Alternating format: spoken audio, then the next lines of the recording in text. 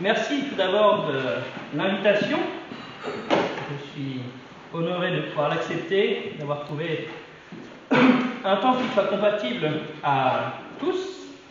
Et donc c'est avec une joie sincère que je suis là ce matin pour pouvoir amener une réflexion autour de la parole qui est, je l'espère, le centre de nos vies. C'est pas toujours évident, mais ce matin, j'aimerais parler, voilà, ça s'affiche, je le vois ici, ça va être très bien, c'est pratique, d'un sujet qui, hélas, j'ai envie de prononcer ce mot, concerne tout le monde. La fatigue, hein, un des mots du siècle, il y en a plusieurs, mais celui-là, pendant des années, à la fin du XXe siècle, était vraiment le mal du siècle pendant une dizaine, une quinzaine d'années. Maintenant, il y en a d'autres. Mais la fatigue est un thème qui est traité dans la parole, et c'est ce que l'on va voir ce matin au travers d'une invitation. Jésus lui-même prononce ces paroles et dit ceci. On va passer des versets relativement connus dans Matthieu 11, versets 28 et 30, la fin de Matthieu 11, où Jésus dit ceci: « Venez vous tous qui peinez sous le poids du fardeau, et moi je vous procurerai le repos. Prenez sur vous mon joug, devenez mes disciples, car je suis doux et humble de cœur, et vous trouverez le repos. Oui, mon joug est facile à porter, et mon fardeau léger. » On n'a rien inventé, effectivement. Si on est fatigué, il faut se reposer. Il n'y a pas d'autre alternative pour ne plus être fatigué. Il faut du repos. Et si j'ai mis quelques mots en rouge, c'est qu'on va s'intéresser à ces mots en particulier.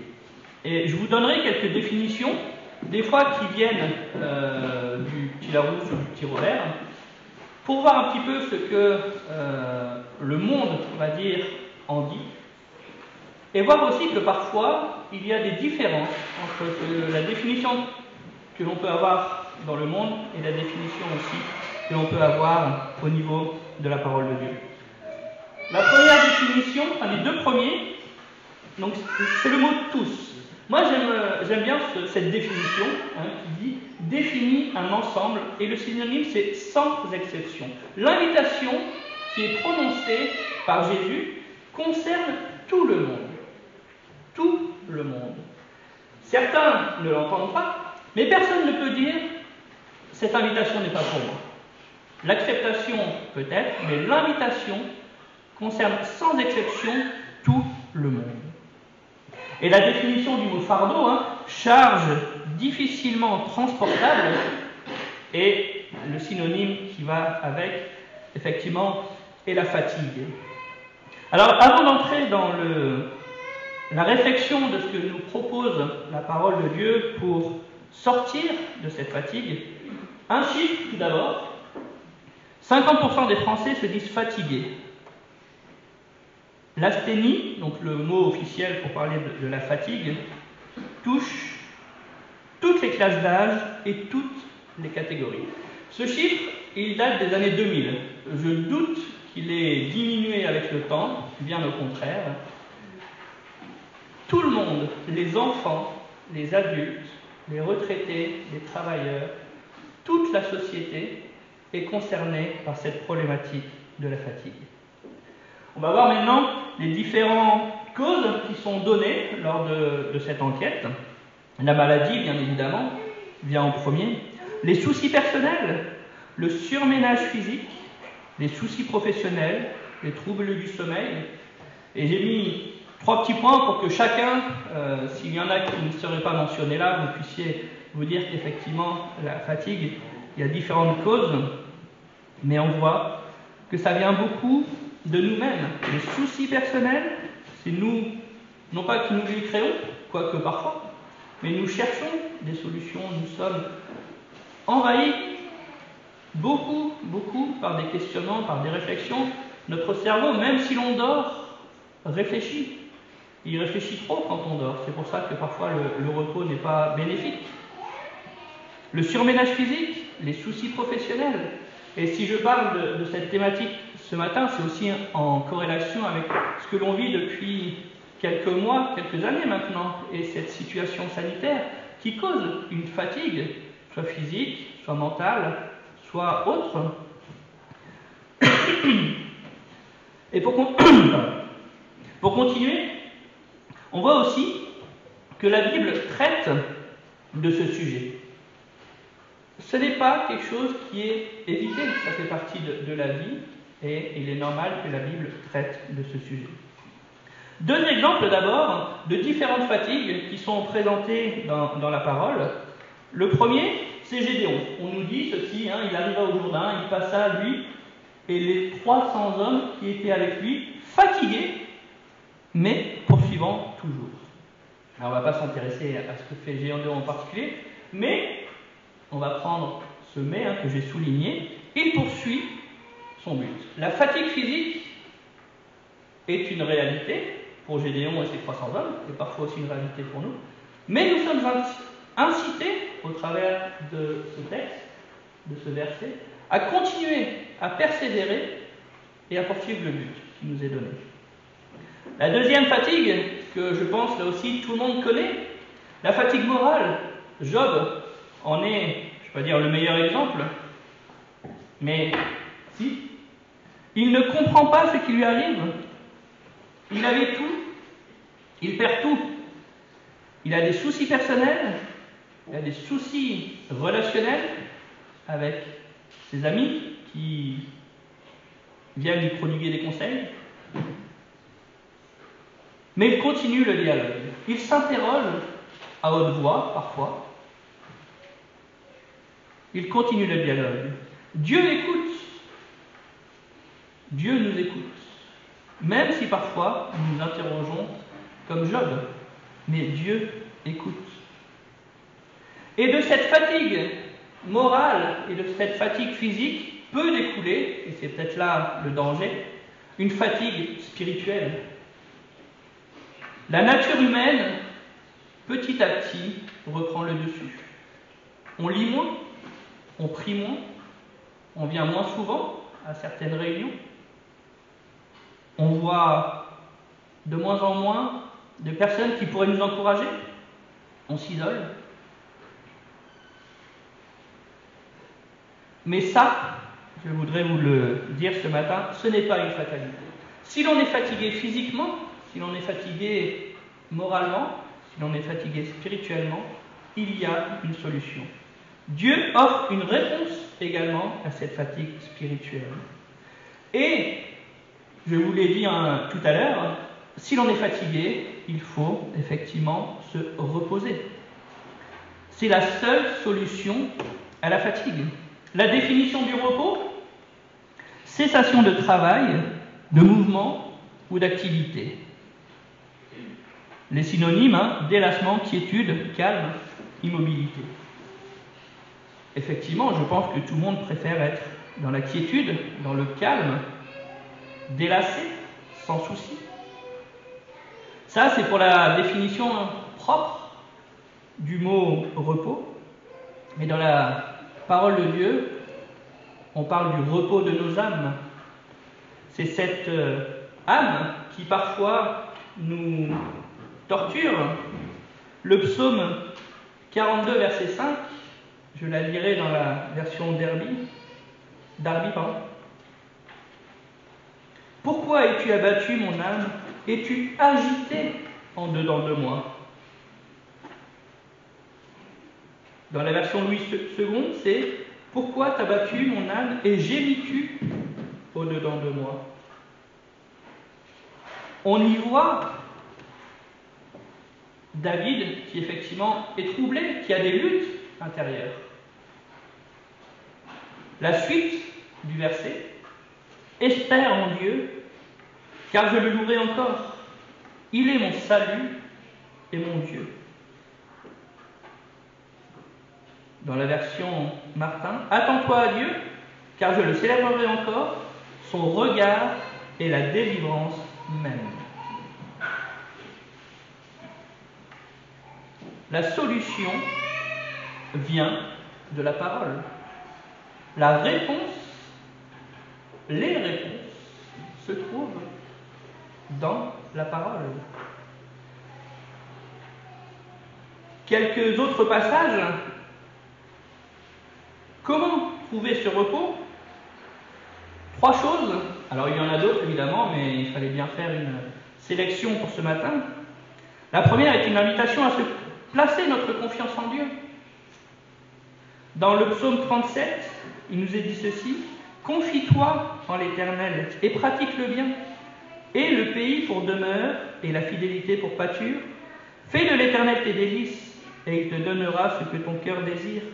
Recommande ton sort à l'Éternel, mets en lui ta confiance, et il agira. Il fera paraître ta justice comme la lumière et ton droit comme le soleil à midi. » L'auteur, David, est le même qui a écrit « Pourquoi es-tu abattu, mon âme ?»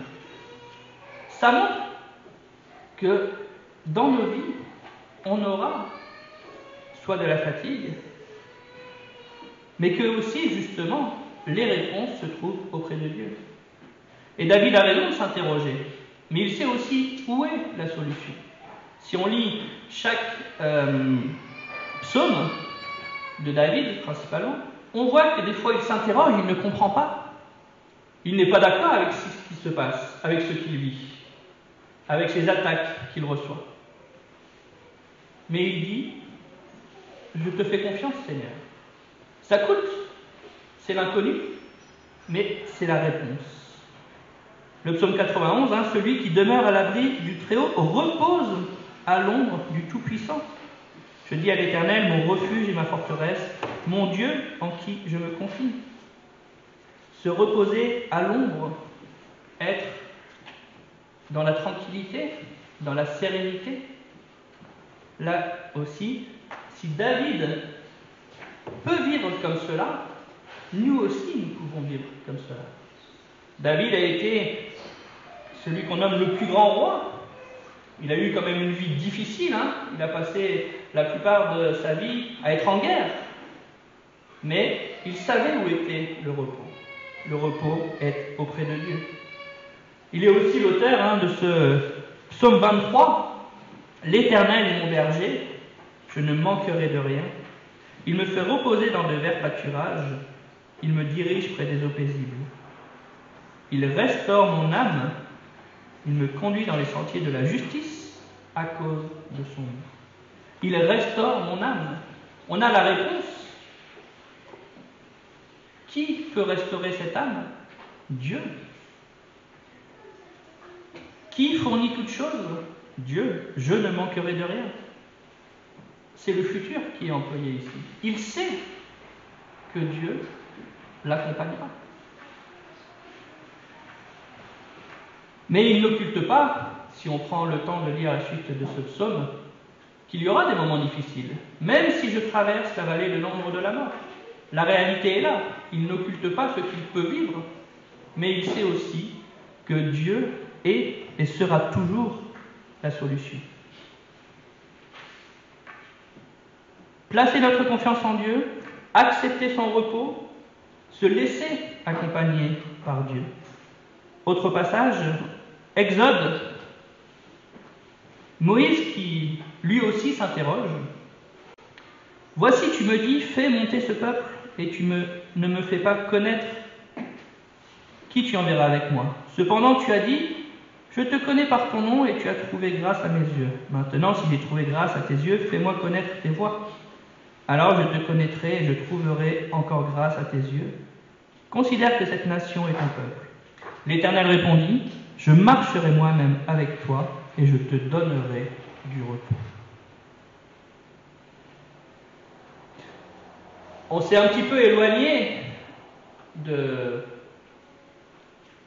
du texte initial qui est dans Matthieu. On a lu beaucoup de passages dans l'Ancien Testament. Alors la question que l'on peut se poser ce matin, c'est Où trouver le repos de nos jours? Si on peut trouver des réponses dans l'Ancien Testament, voir que Dieu offre le repos, les choses ont changé dans un sens. On peut trouver le repos, et on va le voir, au pied de la croix. Après, on peut mettre la deuxième parce qu'il y a un zoom. Voilà. Il y a quelqu'un qui arrive chargé de soucis, qui dit « Seigneur, je te donne mon fardeau ». Et on peut comprendre, hein, je crois que ce dessin, il se passe de commentaires. On est tous comme cela. Avec ce chargement que l'on décharge au pied de la croix. Cette prière, Seigneur, je te donne mon fardeau. Je vais être libéré de tout ce qui me tracasse, de tout ce qui me fatigue, de tout ce qui me peine. On pourrait continuer encore et encore.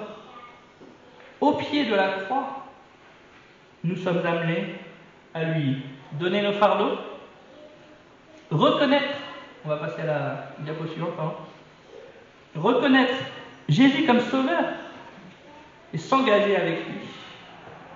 Mais aussi, c'est ce que nous dit le texte ce matin, Jésus nous propose autre chose, son joug.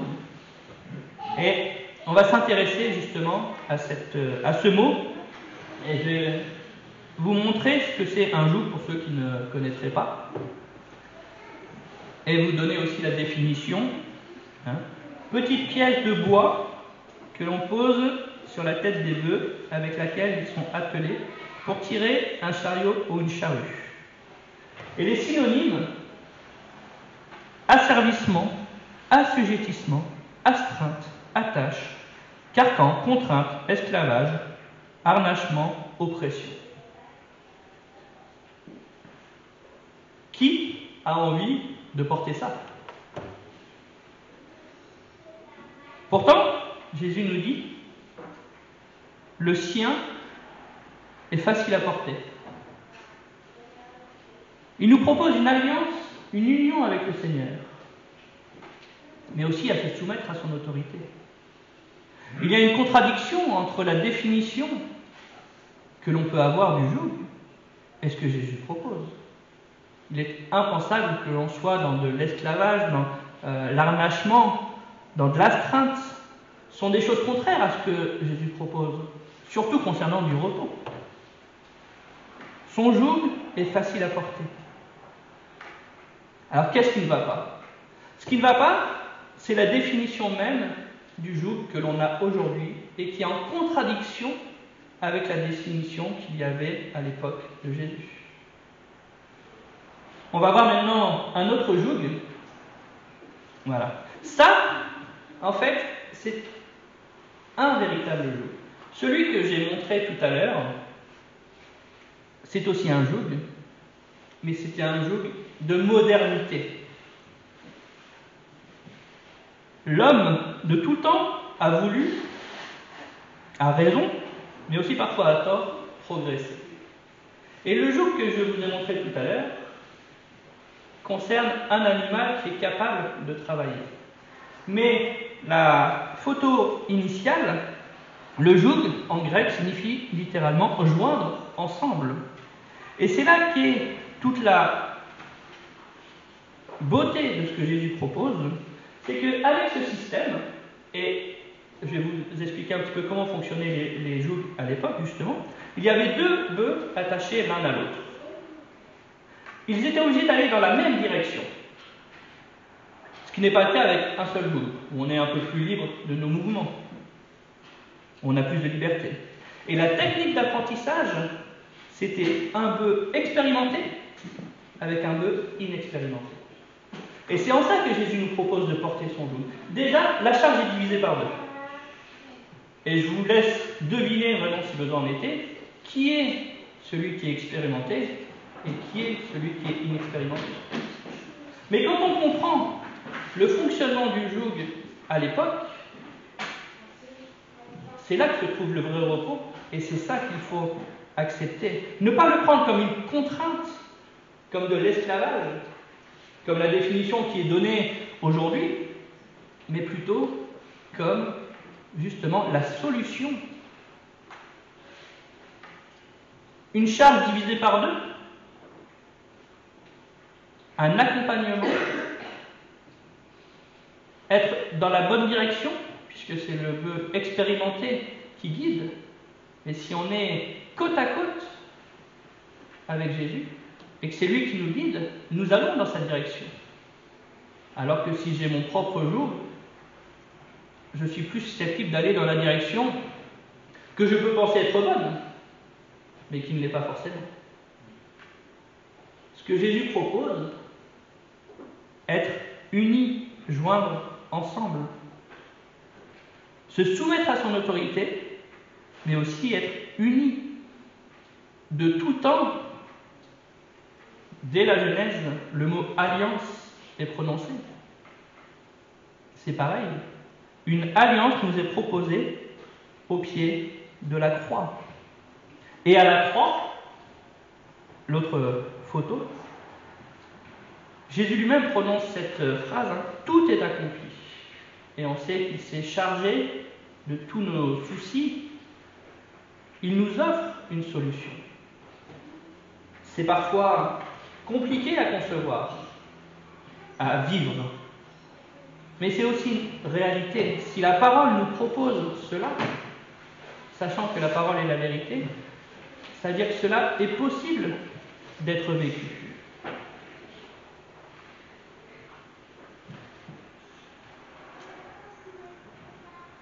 Le véritable joug est justement une libération et pas un harnachement.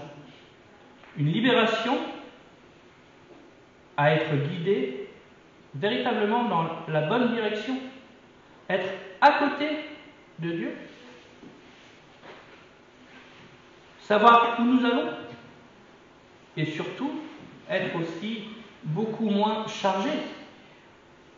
Encore une fois, la charge est divisée par deux, si on reprend vraiment la symbolique du joug. Qu'attendons-nous? C'est la question de fin.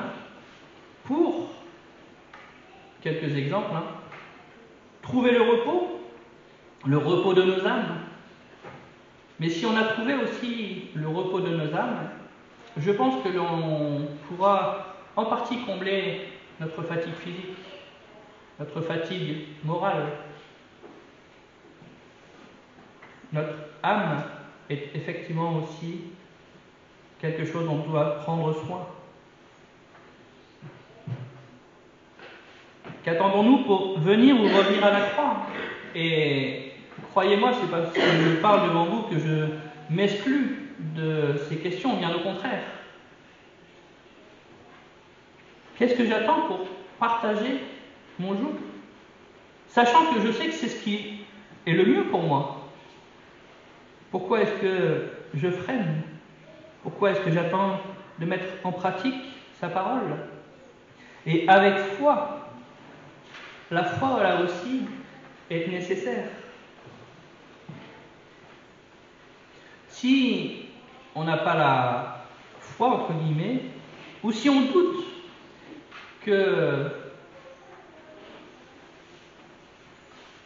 Christ ne peut pas nous accompagner dans tout cela, on va être encore chargé. Et l'image de fin nous montre ceci, si on peut la passer.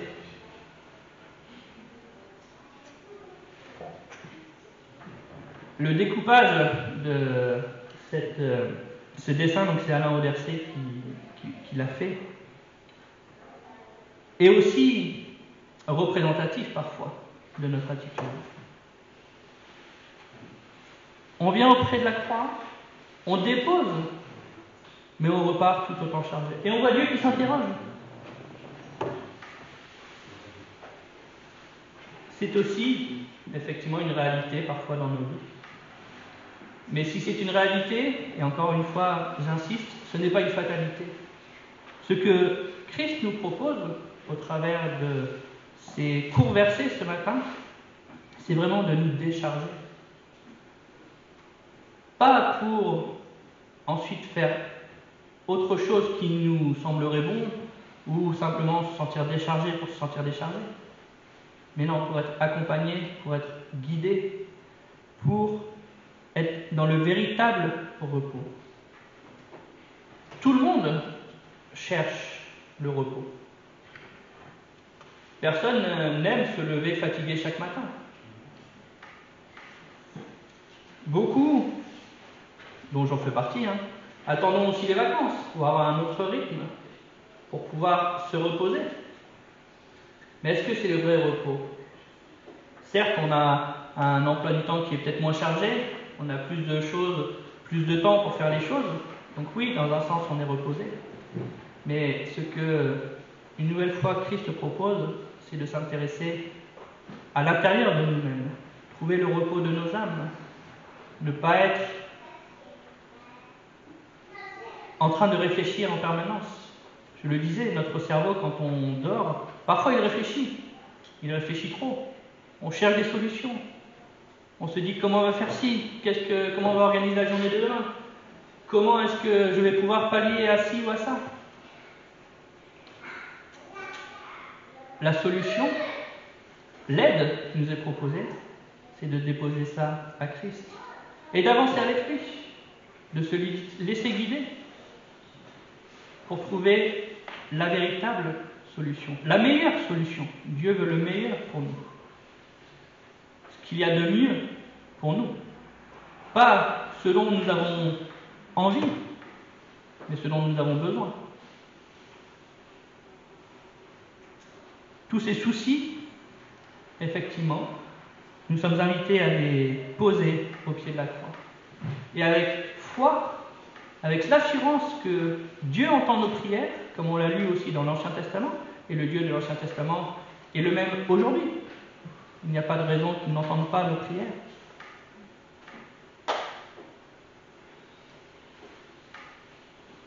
Avec foi, prions.